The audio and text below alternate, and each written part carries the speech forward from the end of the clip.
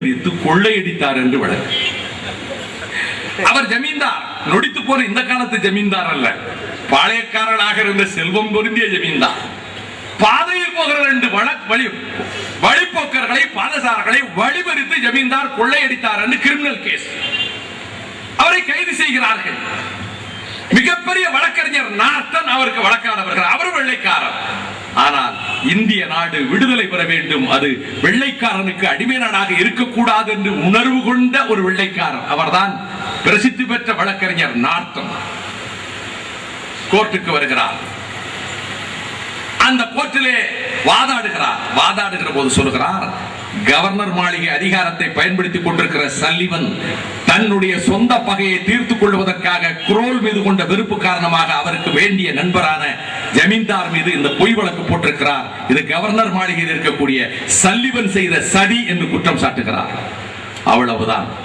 இந்த வக்கீல் சல்லிவனை அவமானப்படுத்தி விட்டார், அவதூறு பேசிவிட்டார் என்று மான நஷ்ட வழக்கு வழக்கறிஞர் நார்டன் மீது போடப்படுகிறது. ரொம்ப திருப்புவதில் இப்போ வக்கீல் ஜெயிலுக்கு போய் விடுவார் என்ற நிலைமை வருகிறது. வழக்கறிஞர் மீதே வழக்கு, மான நஷ்ட வழக்கு. புல் பெஞ்சுக்கு போகுது. 5 ஜட்ஜிகள் கொண்ட புல் பெஞ்சுக்கு போகுது. தலைமை நீதிபதி பெயர் ஜஸ்டிஸ் காலின். அந்த 5 பேரில் ஒரே ஒருவர் இந்தியர், அவர் தமிழர், அவர்தான் ஜட்ஜி முத்துசாமி ஐயர். 5 நீதிபதிகளில் ஒருவர் தமிழர், முத்துசாமி ஐயர். தலைமை நீதிபதி காலின். வழக்கறிஞர் பெருமக்களே, இன்றளவும் பாதுகாக்கப்படுகிற வழக்கறிஞர்களை பாதுகாக்கின்ற தீர்ப்பை அன்றைக்குத்தான் அந்த தலைமை நீதிபதி 5 நீதிபதிகளின் சார்பில் ஒருமனதான தீர்ப்பாக, யுனானிமஸ் வெர்டிக்ட், ஏகமனதான தீர்ப்பு அதில் சொல்கிறார், இந்த நாட்டில் தன் கட்சிக்காரருக்காக பயமின்றி துணிச்சலாக காரியமாற்ற வேண்டிய கடமை யாருக்கு உண்டு என்று கேட்டால் அந்த வக்கீலுக்கு தான் உண்டு. இது காலினுடைய தீர்ப்பு. ஆகவே வழக்கறிஞர் தன் கட்சிக்காரருடைய வழக்கை எடுத்து சொல்லி பாதுகாப்பதற்காக அவர் பேசுகிற பேச்சோ, அவர் எடுத்து வைக்கிற குற்றச்சாட்டோ எந்த வழக்கு மன்றத்திலும் வழக்கு தொடர முடியாது, வழக்காட முடியாது. எப்படி நாடாளுமன்ற உறுப்பினர்கள், சட்டமன்ற உறுப்பினர்கள் சட்டமன்றங்களில் நாடாளுமன்றங்களிலே பேசுகிற போது அதன் மீது வழக்கு தொடர முடியாது என்ற இம்யூனிட்டி பாதுகாப்பு இருக்கிறதோ, அதை போல நீதிமன்றத்துக்குள்ளே ஒரு வழக்கறிஞர் எடுத்து வைக்கின்ற கருத்துக்கு பாதுகாப்பு தந்திருப்பவன் அன்றைக்கு போடிநாயக்கனூர் ஜமீன்தார் வழக்கிலே தந்த காலின்ஸ் தந்த தீர்ப்புதான் இன்றளவும் வழக்கறிஞர்களை பாதுகாத்துக் கொண்டிருக்கிறது என்பதனை நான் இந்த நேரத்திலே மகிழ்ச்சியோடு தெரிவித்துக் கொள்ள விரும்புகின்றேன். அது மட்டுமல்ல, வழக்குகளிலே வாதாடுகிற வழக்கறிஞருடைய திறமையை பொறுத்து நீதிமன்றத்தின் பார்வையை திரும்பிவிடும். 1921 மகாத்மா காந்திக்கு செல்வாக்கு ஏற்பட்டு விட்ட நேரம், புகழ் பரவி கொண்டிருக்கிற நேரம். அப்பொழுது 2 சகோதரர்கள், இஸ்லாமிய சமுதாயத்தினுடைய கீர்த்திமிக்க 2 சகோதரர்கள், மௌலானா முகமது அலி, மௌலானா சவுகத் அலி.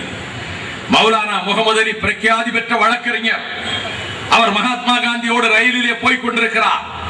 வால்டரிலே வைத்து 1921 ஜனவரி 20 அவரை கைது செய்கிறார்கள். ரயில்வே ஸ்டேஷனிலே கைது செய்கிறார்கள். கைது செய்து கொண்டு போய் கூண்டில் நிறுத்துகிறார்கள். என்ன குற்றச்சாட்டு தெரியுமா? பிரிட்டிஷ் ராணுவத்திலே இஸ்லாமியர்கள் சேரக்கூடாது என்று ராஜ துரோகம் செய்தார். ராணுவத்திலே சேர்ப்பதற்கு தடையாக இருந்தார். சேரக்கூடாது என்று பிரச்சாரம் செய்தார் என்று அவர் மீது தேச துரோக வழக்கு, பல்வேறு பிரிவுகளிலே வழக்கு, நீதிமன்றத்திலே வழக்கு வருகிறது. அவரே வாதாடுகிறார். மௌலானா முகமது அலி வாதாடுகிறார். வழக்கினுடைய அந்த குற்றச்சாட்டில் முக்கியமான சாராம்சம், the crux of the case, he has seduced the Muslim youngsters. கெடுத்து விட்டார், வசியம் செய்து விட்டார். முஸ்லிம் இளைஞர்களை வசியம் செய்து விட்டார். தேசத்துக்கு விரோதமாக, ராஜாங்கத்துக்கு விரோதமாக, பிரிட்டிஷ் சாம்ராஜ்யத்துக்கு விரோதமாக வசியம் செய்து விட்டார் என்று குற்றச்சாட்டு. கேஸ் நடக்கு, வழக்கு நடக்கு. அவரே வாதாடுகிறார். கூண்டில் நிறுத்தப்பட்டிருக்கக்கூடிய மௌலானா முகமது அலி வாதாடுகிறார். நல்ல அழகாக ஆங்கிலத்திலே பேசக்கூடியவர். நீதிபதியை பார்த்து அவர் சொல்கிறார், மாட்சி மிதங்கிய நீதிபதி அவர்களே, மை லார்ட், மகாபிரபு நீதிபதி அவர்களே, இங்கே அமர்ந்திருக்கக்கூடிய 20 ஜூரிகள் எல்லோரும் இந்த குற்றவாளி கூண்டிலே நிறுத்தப்பட்டிருக்கிற முகமது அலியினுடைய முகத்துக்கு நேராக உட்காராமல் முதுகை காட்டிக் கொண்டு உட்கார்ந்திருக்கிறார்கள். முகமது அலியை பார்க்க கூடாது. இவருனே சொல்லுகிறார், இங்கே அமர்ந்திருக்கக்கூடிய இந்த ஜூரிகள் எல்லாம் முகத்தை இந்த பக்கம் திரும்பாமல் வேறு பக்கம் திருப்பிக் கொண்டிருக்கிறார்களே, நான் வசியம் செய்து விடுவேன். ஏனென்றால் நான் ஏற்கனவே இஸ்லாமியர்களை வசியம் செய்து விட்டேன் என்றுதானே குற்றச்சாட்டு. இவர்களையும் வசியம் செய்து விடுவேன் என்பதற்காக இப்படி முகத்தை திருப்பிக் கொண்டு உட்கார்ந்திருக்கிறார்களா நீதிபதி அவர்களே, கொஞ்சம் அவர்களை இந்த பக்கம் திரும்பி உட்கார சொல்லுங்கள் என்கிறார். உடனே நீதிபதி, turn your faces this side, கொஞ்சம் முகத்தை இந்த பக்கம் திருப்புங்க. திருப்புறாங்க. உடனே சொல்லுகிறார், நல்ல வேளை என்னை பாதுகாத்தீர்கள். இதுவரை இங்கே பெண்கள் உட்கார்ந்திருந்தார்கள் எனக்கு முன்னாலே, இப்பொழுது பெண்கள் எல்லாம் இந்த ஜூரிகளுக்கு பின்னாலே போய் உட்கார்ந்து கொண்டார்கள். இப்பொழுது பெண்கள் முகம் எனக்கு தெரியவில்லை.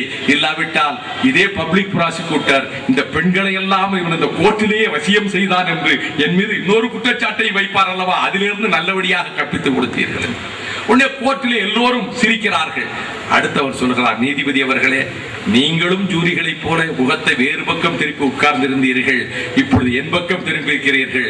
எனக்கு வசியம் செய்கிற சக்தி பலமாக இருக்கிறது என்பது இதிலிருந்து தெரிந்து கொண்டேன். நீதிபதியவே நான் வசியம் செய்து விட்டேன் என்று சொல்லிவிட்டு என் மீது போடப்பட்டிருக்கக்கூடிய 120B இருந்து 121B இருந்து ராஜதுரோக வழக்குடைய எல்லா பிரிவுகளும் சேர்த்தா இந்த ஜென்மம் போதாதே தண்டனை அனுபவிக்க, எத்தனை ஜென்மம் எடுப்பது என்று சொல்கிறார். இந்த வாத திறமையின் மூலமாக அந்த நீதிமன்றத்தினுடைய பார்வையே மாறுகிறது என்பதை நான் பார்க்கிறேன். சரி, இவ்வளவு சிறப்பாக வாதாடுகிற மௌலானா முகமது அலி நெஞ்சில் ஏற்றி போட்டுகின்ற மகாத்மா காந்தி, இவரே எப்படின்னா காந்தி எவ்வளவு பெரிய வக்கீல், முகமது அலி எவ்வளவு அற்புதமாக வாதாடுகிறார், நீதிமன்றத்தின் பார்வையை திருப்புகிறார், நீதிபதியை வசியம் செய்ய முடிகிறது என்று அவரே சொல்லுகிறார். அப்படின்னா மகாத்மா காந்தி எவ்வளவு பெரிய வழக்கறிஞர், எவ்வளவு அற்புதமாக வாதாடுவார். அண்ணல் காந்தி அகிம்சா மூர்த்தி, அகிலத்தின் போக்கை திருப்பியவர், நாட்டுக்கு கத்தியின்றி ரத்தமின்றி விடுதலை தேடி கொடுத்த மாமனிதர். அவர் எப்பேற்பட்ட வழக்கறிஞர். கொஞ்சம் சொல்லுகிறேன் கேளுங்கள் நண்பர்களே. கோர்ட்டுக்கு முதல்ல போய் பயப்படுகிற இளம் வழக்கறிஞர்களே, கொஞ்சம் கேளுங்கள். 1892ஆம் வருடம் பம்பாயில தெரு தெருவாக ஜட்காவுக்கு கூட செலவழிப்பதற்கு பணம் அண்ணன் அதிகம் கொடுப்பதனால நடந்தே போகிறார் மோகன்தாஸ் கரம்சந்த் காந்தி. கேஸே வரலன்னு கவலைப்படாதீங்க. காந்திக்கு ஒரு கேஸும் வரல, 3 மாசம் ஆச்சு கேஸ் வரல. கடைசியில் ஒரு கேஸ் வந்து மாட்டுச்சு. அவர் பேர் மமிபாய், அவர் ஒரு முஸ்லிம்.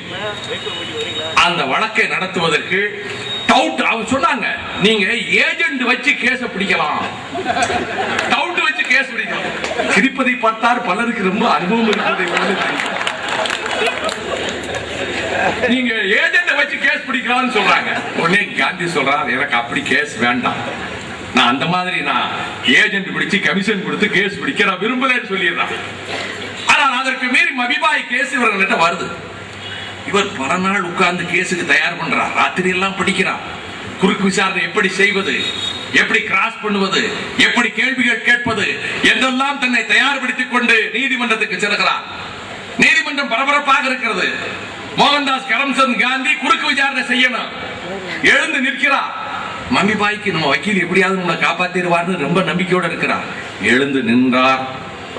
அவரே எழுதுகிறார் சத்திய சோதனையில், மகாத்மா காந்தி, நான் எழுந்து நின்றேன், தலை சுற்ற ஆரம்பித்தது, நீதிமன்றமே சுழலுவது போல் தெரிந்தது, தட்டாமாலை ஆடுவதை போல கோர்ட்டே சுற்றுவதை போல் தெரிந்தது, மயக்கமாக வந்தது, எனக்கு ஒன்றுமே புரியவில்லை. நீதிபதி என்னை பார்த்து சிரித்திருப்பார், வக்கீல்கள் எல்லாம் சிரித்து ரசித்திருப்பார்கள், அதுவும் என் கண்ணுக்கு படவில்லை. ஆகையினாலே ஒன்றும் புரியாமல் குறுக்கு விசாரணை செய்வதற்கு ஒரு கேள்வி கூட என் மனதிலே தோன்றவில்லை, ஒரு கேள்வி கூட ஞாபகத்துக்கு வரவில்லை. நான் அப்படியே உட்கார்ந்து விட்டேன். ஒன்றும் புரியவில்லை. இந்த கேஸை நான் நடத்த முடியாது, வேறு வக்கீல் பார்த்துக் கொள்ளுங்கள் என்று கேஸ் கட்டுக்களையும் அதற்காக வாங்கிய 30 ரூபாயையும் நான் திரும்பி கொண்டு விட்டேன். அந்த வழக்கை பட்டேல் என்ற ஒரு வழக்கறிஞர் எடுத்து 50 ரூபாய் கட்டணத்துக்கு நடத்துகிறார். இதையும் சத்திய சோதனையிலே எழுதுகிறார். இதன் பிறகு அவர் இந்தியாவில் எந்த கோர்ட்டுக்கு எந்த வழக்குக்கும் செல்லவில்லை. அதுவே அவர் எடுத்துக்கொண்ட முதல் வழக்கு, கடைசி வழக்கு. அதுக்கு பிறகு எந்த கேஸிலும் அவர் ஆஜராகல. ஆனால் அதன் பிறகு தென்னாப்பிரிக்காவுக்கு சென்று பல ஆண்டுகளுக்கு பிறகு 1912ஆம் வருடம் டிரான்ஸ்வாலிலே கோர்ட்டிலே போய் நிற்கிறார். அப்பொழுது குற்றவாளியாக நிற்கிறார், வழக்கறிஞராக அல்ல, குற்றவாளியாக.